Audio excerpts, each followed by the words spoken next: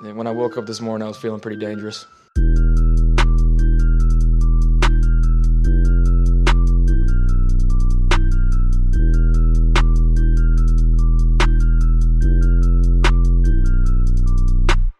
And if we're talking tight ends and we're going into round 2, maybe round 3, give me Ian Thomas, please. Let's just do the damn thing. Just based on giving his overall ability. Again, I like his arm. I think he can make every throw. The pick at number 12 is in. The sweet sound of the intro. We're back another week. Cover 1 of the NFL Draft Podcast. I'm Russell Brown. With me, as always, CP Christian Page. My man, CP, how we doing? Man, I'm doing good. Always good to be talking football with you. Yes, sir, and it's Friday, so that means one thing and one thing only. Yes, sir. The beautiful sound. While you crack open yours, I'm going to enjoy the taste of mine. Okay. There we go. Beautiful. Yes. Nothing but two dudes talking NFL draft stuff here as we enter almost July. We probably won't talk to anybody next week, so I hope everybody has a great 4th of July. I hope everybody's staying safe as well as kind of some of these coronavirus cases continue to climb. I don't know how bad it is where you are. I think we've seen a slight increase here in Michigan, but I think we're the best state in the country right now, so I'm not exactly sure. Pat yourself on the back for that. I don't know. In Alabama, I think there's been a little bit of a rise. Not too alarming, but again, it's once you give people a little bit of that freedom, then they take advantage of it. Why wouldn't you? But, just be safe. And obviously with more tests, more information, the tests are going to go up. People are going to test more positive. But you just got to remember just to stay safe and be respectful of people around you. Yes, keep washing your hands, wear your masks so we can get football, please. Because it does sound like football is going to return, at least the NFL. I am curious, and this was something I did want to talk about today, was coronavirus, kind of this second wave, I guess you could call it. I am concerned. I mean, last time we spoke, there was nothing noted about Kansas State players or Clemson players, and since we've last spoke, we've had 23 cases for Clemson players. We've had 13 or 14 for Kansas State. I think a couple from Alabama, a couple from Texas. So we're seeing it now hit the college level from athletic standpoint, especially for football. So it's interesting. I mean, the NFL sounds like they're going according to plan, and they'll be ready for camp here in 3 or 4 weeks at the end of July. I think they've already canceled the Hall of Fame game and really possibly the potential first week of the preseason, or maybe it was just the Hall of Fame induction. I can't remember specific, but I definitely know the Hall of Fame game is not happening. So, I mean, that's a little bit of a concern, but I mean, it really sounds like all signs are pointing to the NFL having a season. But with the college stuff, I mean, are we going to see college football this fall? I'm trying to be as optimistic as I can. It is interesting, though, just looking back at when this whole virus started really taking place, at least with the entertainment and sports business, when I guess it was when Rudy Gobert, the Jazz forward, tested positive, and there was that whole interesting story about him not taking it serious. And then once that virus came to the NBA completely shut down. And I know there was a few others that followed it, like Donovan Mitchell, among some other players. I think the Brooklyn Nets had a few. But they just shut down completely. But now it's like even with all these college athletes, football especially, you're having the 10s and the 20s people getting testing positive. It seems like they're still like, well, they'll be fine in a couple weeks and we're still business as usual, in a sense, so to speak. And so it's interesting. I don't know. It's because the more information we have, the easier, quote unquote, it is to handle. And maybe there's just more metrics, more information involved that they understand that, well, we know this is going to be an issue. We've, in a sense, prepared ourselves to operate in this certain way. So maybe they are prepared for it. Maybe there is a chance that there's a football season. Now, is there a football season with a bunch of fans in the stadium? That's the question left to be answered, because I just don't think the liability of, unless there's a waiver situation where it's like, hey, like almost like no lifeguard on duty, swim at your own risk. Maybe that's the way that they take it. So they just can't be held, liable for people getting sick or may link their ability to get sick at these football games or sporting events. So can we play on the field? Possibly. Can we get a bunch of people in the stands? I don't know. That's left to be answered. So I don't know. I'm optimistic that we have it. Maybe MLB, they'll be kind of the guinea pig and kind of get the right protocol in place. And maybe we can just go kind of somewhat back to normal, at least be able to watch these guys on TV. I hope so. I mean, I think we're all hoping that. We're all holding our breath and definitely praying that we get it, because I'm going to go insane. I mean, I've gone insane for the last 4 months with no sports, but no football. Oh, man, I don't know. But, yeah, I'm just curious. I mean, I definitely don't think there's going to be any fans. I really wonder, with all of the, social distancing. I mean, football, you're not getting 6-foot splits. You're not going to get the offensive line blocking defensive linemen 6 feet away. I mean, you're getting, hip to hip with each other. I mean, as a former defensive lineman, I've been basically spit on by offensive linemen. I've had hands to my throat and been taken down to the ground, and, their drool is like on my face, man. I mean, that has definitely happened. So, and I mean, what goes on during a pile when there's a fumble? Like, that left, like, I mean, there's a lot of stuff that you don't want to talk about. PTSD from some of that stuff. Exactly. So, I mean, you just, everybody has that in a pile up. But, I don't know, man. I'm curious. I hope we have it. I just, the increase of cases this past week and really last 2 weeks has been really concerning, especially in Florida. I think today they said like Florida had almost 9,000 cases or over 9,000 cases just today. And that's very alarming. So I'm hoping that something happens where we're able to kind of see a swing of things in the next month or so, because, I mean, I don't know what we're going to do for a 2021 NFL draft for sure. But let's jump into some 2021 NFL draft. And let's start with some of the players that we've watched the last week or so. And I know last night you were watching a specific guy out of North Dakota State. That's the quarterback, Trey Lance. What did you not like about Trey Lance? Yeah, a lot of buzz around this North Dakota State cornerback. I mean, the QB position, or excuse me, the QB rankings during this pre-scouting period are kind of all over the place. I mean, you have Trevor Lawrence out of Clemson at 1, Justin Fields out of Ohio State at 2, and those are kind of solidified, at least those top 2.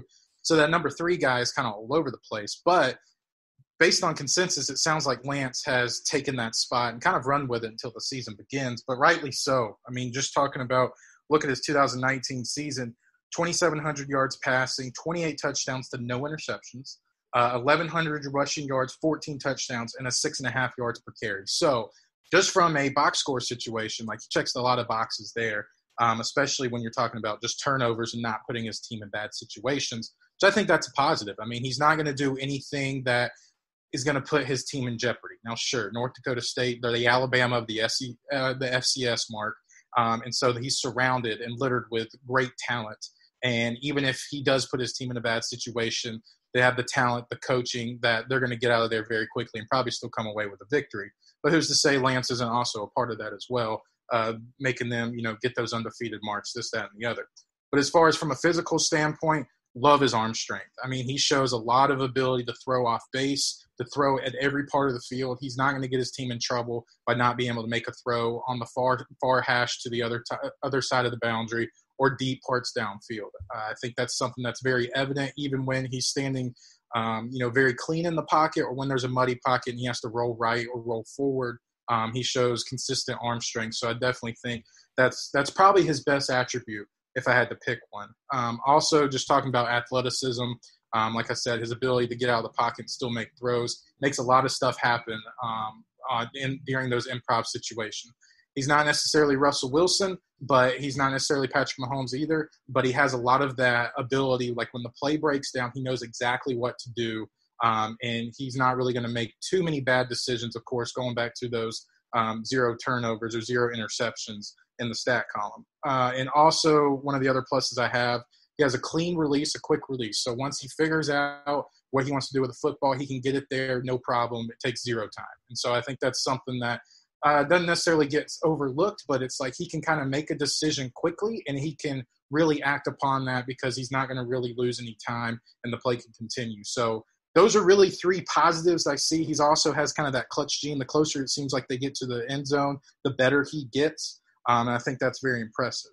Now, however, even though I talked about his arm strength, his ability to put it on any part of the receiver, any part of the field, he did post a 67% completion rate. But I think some of his accuracy is a little bit up and down. You see it maybe kind of, like I said, he has that clutch gene when he gets closer to the end zone, but kind of in those early parts of the series, sometimes he doesn't look all that comfortable.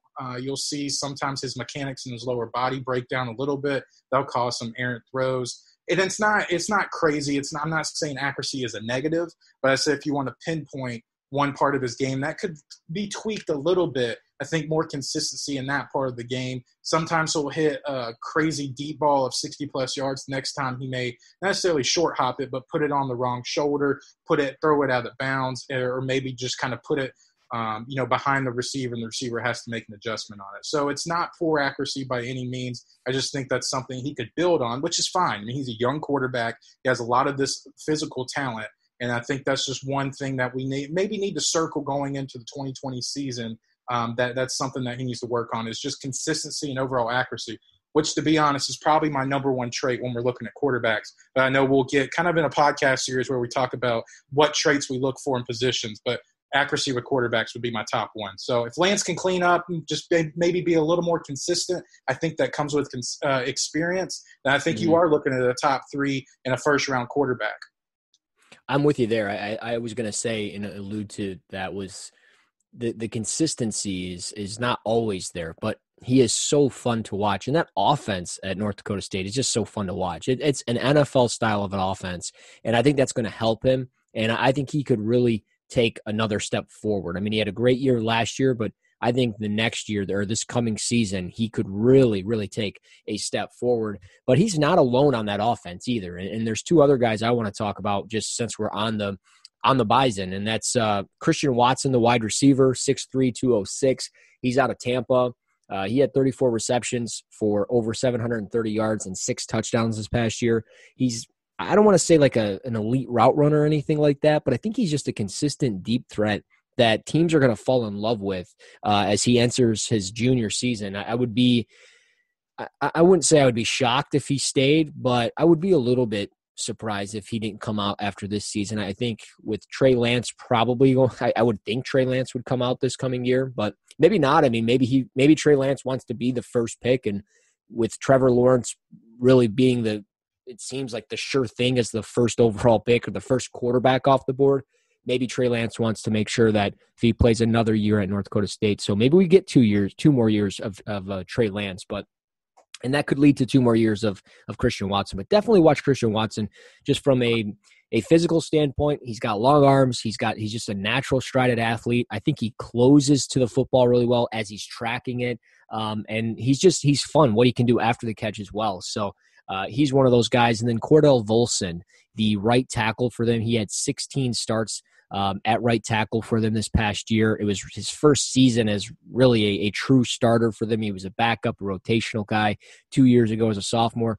And I think he's a really good run blocker more so than a pass blocker. And I like him more so as a guard than a tackle, but he earned a coaching grade, and the Bison do this, I guess, their coaching staff, they give, grades, and he earned a 95% for this team, and he had over, I think, 105 knockdown blocks and it was a team high, so he threw 12 games or something like that. So he is physical. He's got thick lower body. I think he can struggle a little bit with speed rushers, and that's why I like him a little bit more inside. But Kordell Volson, number 67, he's a senior this year, so there's a potential opportunity that we see him at the Senior Bowl. So I really like him, Christian Watson, and then obviously, like you said, Trey Lance, who I agree I think is probably going to be a top 3 quarterback and probably a first-round pick just off of what we've seen so far. And if he can duplicate that, then he would certainly fall into that. But a guy I want to talk about, Jaylen Twyman out of Pittsburgh, listed at 6'2", 290. I was really impressed with him. I was watching Pitt earlier in the summer, or I guess late spring, and he was a player that I saw kind of rotating in. He's number 55, and I thought, wow, this guy's kind of got some juice to him. He's only 20 years old. He'll be 21, I think, in by the time the season starts or during the season, but he had 10.5 sacks, 12 tackles for loss. As a rotational guy because he wasn't always on the field for third down or he wasn't always on the field for second down, to see him come into the field and what he was able to do, he was able to just get not just out of the way of blockers, he was moving blockers out of the way. He handled down blocks and reach blocks really well, I thought. He even was able to split a couple of double teams and attack, one player. When you're getting double teamed, you want to attack one guy, possibly drop your shoulder, punch the ground, do that type of thing. And he was able to do that. So as a sophomore last year, who will be a junior this year, to see that, I thought that was pretty impressive. And I just kind of like the twitchiness that he brings. And when we talk about guys like this past year, Ross Blaylock out of TCU, when we talk about that, I think Twyman could certainly fall into that category as somebody that might not get all the buzz right now, but when we get later into the process, he'll be a guy that we circle back to. And then you and I, in March of next year, will pull up this episode of the podcast of that exact reason. So I like Twyman quite a bit. Have you been able to check out any of the Pittsburgh defensive line yet? Yeah, I've looked a little bit at Twyman, haven't gone, head first in so far, but just watching a little bit of him. He's kind of that guy, and I kind of expressed it when I was talking about Marvin Wilson, out of the defensive tackle out of Florida State. With Twyman, he's not comfortable by being like just giving up on a play. He's always going to find that secondary move to get, to break the pocket or to, slide around a blocker or whatever it may be. So shows a lot of that, just that smart, high level intelligence type of play. He shows a plethora of kind of some pass rush moves. I know there was one play, can't remember. I saw the tweet not too long ago, but he was showing a nice swim move, the ability to kind of dip under to some of the tackles or some of the interior linemen's blocks. And so he's very impressive. Like you said, you kind of talked about some of his flexibility and some of his athleticism. So now when you're seeing him in just a high-profile role with the spotlight on him, I don't think he will disappoint whatsoever, because the guy has a lot of potential, especially in that upper body, and he can match it with his lower body as well. So he's definitely a fun player to watch in the trenches. Yeah, and he's not alone. I mean, Pitt's got a pretty talented defensive line. Another guy to circle to, Patrick Jones, the second, number 91, 6'5", 260, really nice length, really understands how to utilize it. He had 8.5 sacks this past year. I think this is a guy going into his senior year. He could maybe stay the same, but I think when we look at this edge rusher class, we don't have a Myles Garrett. We don't have, the Bradley Chubb in this group. Not in my opinion, not yet at least. And I think it's kind of wide open. And I think Patrick Jones could be that player that potentially makes somewhat of a climb. And it always seems like the last few years we've seen just some type of climb out of an ACC edge rusher, and I think Patrick Jones could be that guy. So look at him with his long arms. He likes to use a long arm technique. I think he's got pretty good active hands. He's got to become a little bit more consistent, and when he deals with, definitely stronger offensive tackles, he struggles a little bit, especially when he exposes his chest and he gets a little too square and he doesn't take half man. But overall, Patrick Jones is a guy. And then just staying in the ACC, I was watching him. I was posting clips on him. Jackson Carmen out of Clemson, they're starting left tackle this past year. He played in all 15 games for them. He played in almost 800 snaps or just over 800 snaps. And at 6'5", 345, this guy is a massive human. And at left tackle, I think you could look at a guy that could probably play left or right tackle. I think he'll be comfortable there. And just with his massive frame, he doesn't really seem to panic against those true speed rushers. Now, again, I don't know if he's necessarily playing against some of the best speed rushers in the ACC all the time, but I think he can handle his own. So I like him. I like the ability that he brings as far as, especially as a run blocker. I like the way he chips and gets to the second level. Now, there are times that he definitely over pursues. He might miss a little bit here and there, but he is certainly a guy, Jackson Carmen out of Clemson. If you haven't studied offensive tackles yet, I mean, there's all kinds of offensive tackles in this class, in my opinion. Walker Little out of Stanford, and we talked about it 2 weeks ago. And, you got Sewell out of Oregon. There's so many different offensive tackles. Sam Cosmi out of Texas.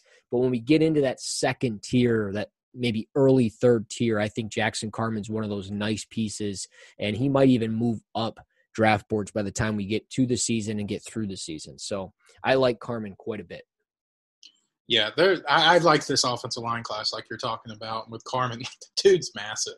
Like you said, 6'5", Yeah. 45 pounds. I think the one thing – the only time I've actually dialed in and watched him was when he faced off with Chase Young from last year. He struggled some, but I still think he held his own for at least – given what Chase Young is.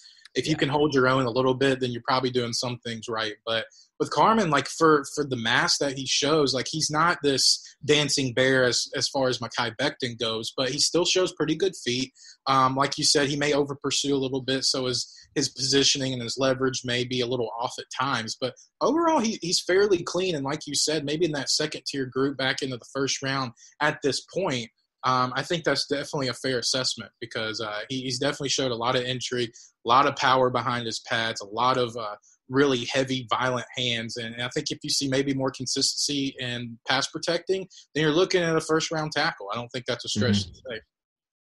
No, and that's the other thing too. And he's a guy that Ohio is got so many talented high school football players. He was the number one player in the state of Ohio by 24/7 Sports, ESPN, and Rivals. So I think it goes to show how talented and how good he really is. And, last year was really that first year as a starter for Clemson. So I think this year, now that he's got that first season under his belt as a starter and a complete season, I think he could really jump off and take off. So we'll see. But do you have anybody else that you wanted to add that you've been watching over the last week or so? Yeah, one guy that I kind of caught my eyes last year. I cannot remember who the opponent was when I was watching him, but Andre Cisco, he's the safety out of Syracuse. Yeah. So much ball production. 12 interceptions in the past 2 years. I can't remember what his pass breakups are, but I think it's over 20 of some sort. And the guy has tremendous range. He's not the greatest tackler, but he shows a lot of willingness in the game and in the tackling game. He'll play the line of scrimmage well. You could put him in the box, he's fine. But, of course, kind of being that center field type safety in a cough cover one system, that would be perfect for him.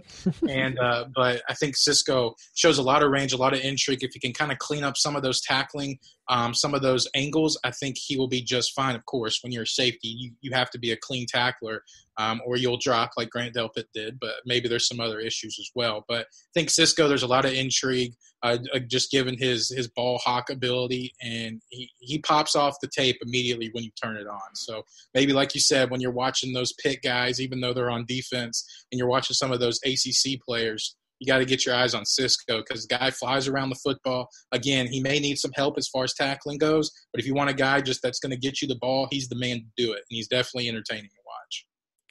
I'm with you, and it's weird. Like, I had recently put him on, I think, not yesterday, but the day before, and just watching him, it was like, man, I didn't even think of this guy last year. Like, what was I doing? And just watching him, and I remember him watching when I was watching Alton Robinson a little bit. I remember seeing Cisco. That's what I was watching, and he popped up. That makes sense.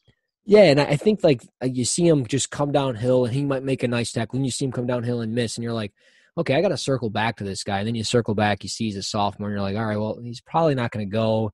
All right, I'll just write his name down, and you get lost in the shuffle or whatever whenever you watch him. But, like you said, 12 interceptions. He had, I think, five pass deflections last year and 10 the year before. So he's all over the place. And when we talk about Antoine Winfield out of Minnesota, all the ball skills that he had, Cisco's not too far behind him. So I think when we look at a safety class that I think is wide open, for me it is because I haven't watched a ton of safeties yet, obviously, and it's only June.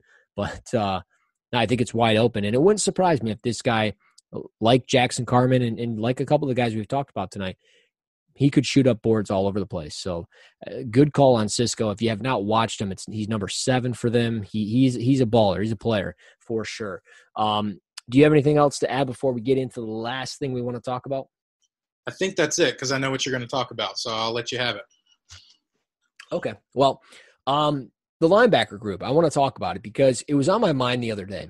And I was like, okay, Dylan Moses, he's coming back this year, obviously, because he got hurt, tore the ACL. And then I'm like, well, Parsons out of Penn State is ridiculous. And Parsons is certainly every right to be LB1, and I don't want to do the rankings thing yet, but at the same time, I kind of want to talk about it. and I don't think there's really a wrong answer here, but could we possibly see if there is a season where Dylan Moses does just have the year that we thought he was going to have last year, and then the injury happened, obviously, because he wouldn't even be available right now. He'd be on a team. He would have went pro. But he's available. He's going to have a season. If everything goes right, we'll see him out there.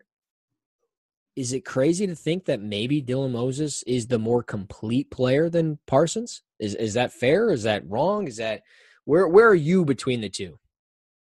That's tough. I mean, from maybe an athletic profile, I would lean more towards Parsons and maybe an overall like versatile role, because I think you probably could stick Parsons a little bit on the line of scrimmage if you wanted him to rush the passer. He shows a little bit of that versatility to be, a subtle blitzer, so to speak, to maybe kind of contend with the flats a little bit, cover the running backs and tight ends. But Dylan Moses' athletic profile is still very highly sought after as well.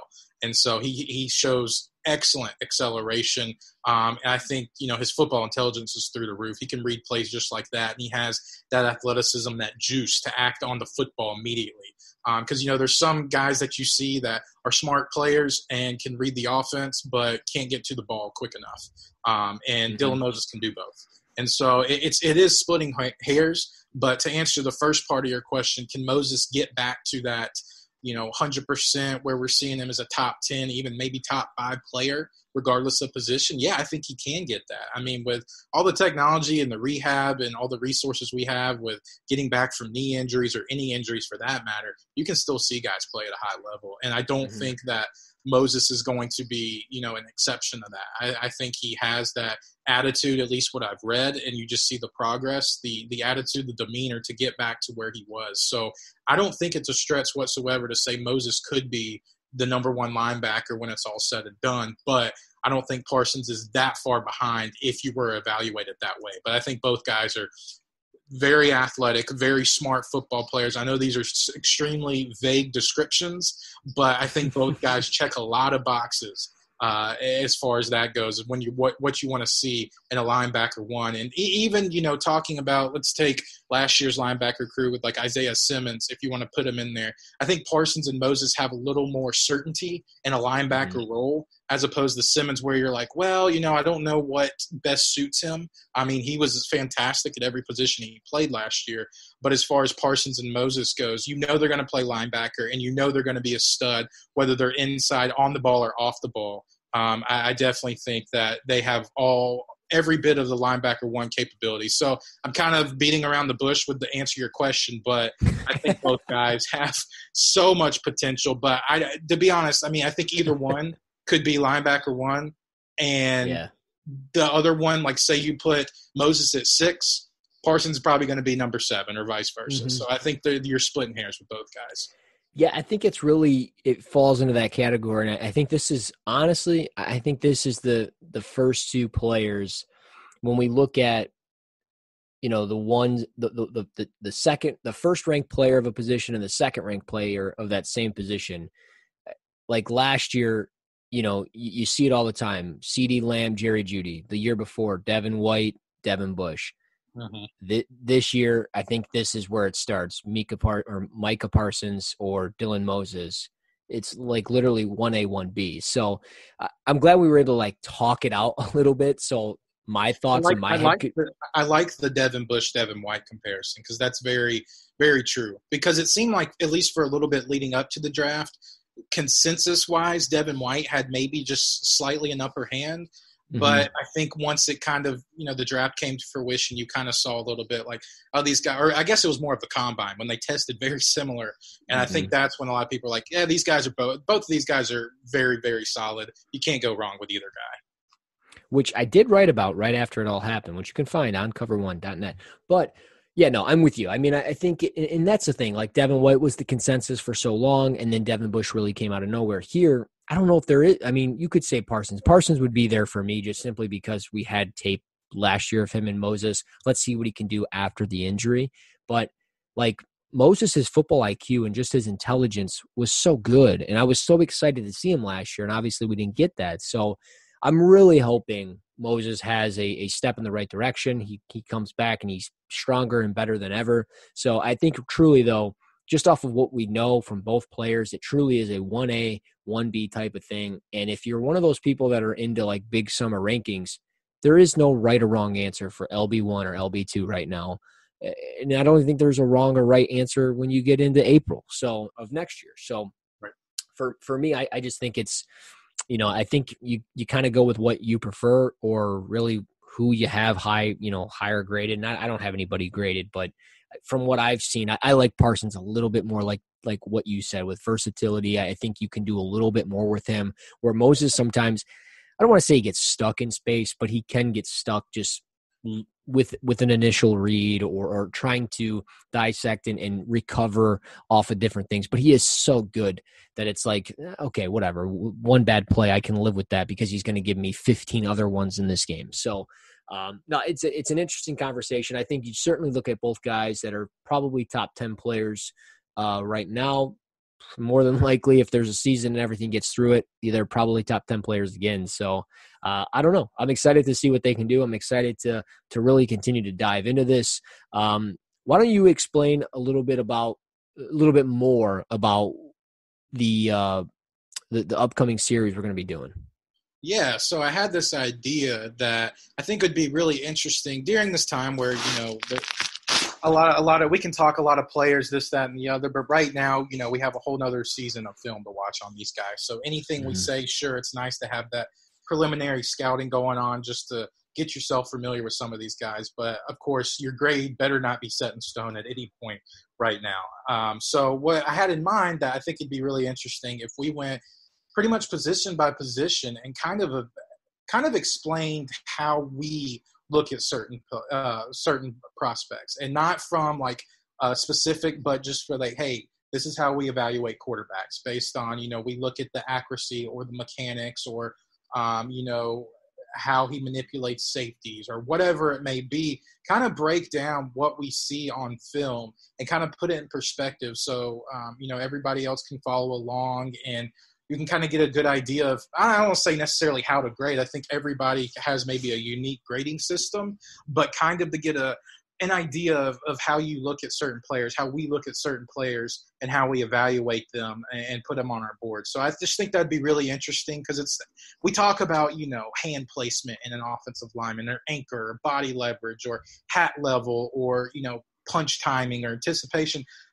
But we say those words, and some people may not know what they mean. And so I think it'd be good to kind of back up, explain a little bit what that is, maybe give some examples of some players that, exemplify certain traits. And so I think that'd be really fun to kind of, dig a little deeper, put aside, the 2021 draft and kind of just evaluate, not necessarily X's and O's, but evaluate just what we see in certain prospects. So I think that would be a really fun project that we can work on. Hopefully we'll get it started in the next couple of weeks. If not, it will be coming across your podcast app pretty soon. But I'm really excited for it because I think it's something that is definitely different than what's going on with a lot of other draft podcasts right now. Yeah, I agree. I'm excited. I'm so glad you brought it up. And when I got the text from you, I was like, the eyebrows went up, and I was like, hey, that's a pretty good idea. So now I'm with you. I like it a lot. I'm excited to do it. I think not this week coming up, obviously the holiday, but after the holiday, I think that's what we'll be doing. So maybe the month of July, you guys will be getting a little bit of some intel, I guess, some inside info of what we're doing and how we break down guys and what we're looking at, like CP said. So obviously, if you guys want to get those episodes, you have to rate, review, and subscribe to the podcast. The only way to do it is by finding us on Apple Podcast or Spreaker.com, YouTube, Spotify, wherever you get your podcast, we're on there. So just search Cover One NFL Draft Podcast. And again, rate, review, and subscribe to the podcast. You guys, of course, can find us on Twitter at _Christian page at Russ NFL Draft. Be sure to smash the follow button. And then lastly, be sure to download the Cover One app. It's for free. So on your mobile device, on your iPad, wherever you go about your smartphone devices thingies, find the Cover One app in your app store for free. You just search Cover One and then download it. But CP, I appreciate you having a beer with me, talking a little bit of football, some 2021 NFL draft. I appreciate all of you guys listening. Please be safe. Wash your hands, wear your masks, all the good stuff. Find us on Twitter, review, subscribe, rate the podcast, all that stuff until after the 4th of July. So not next week, but next week or the week after that. Until next time, this is Cover 1, the Draft Podcast.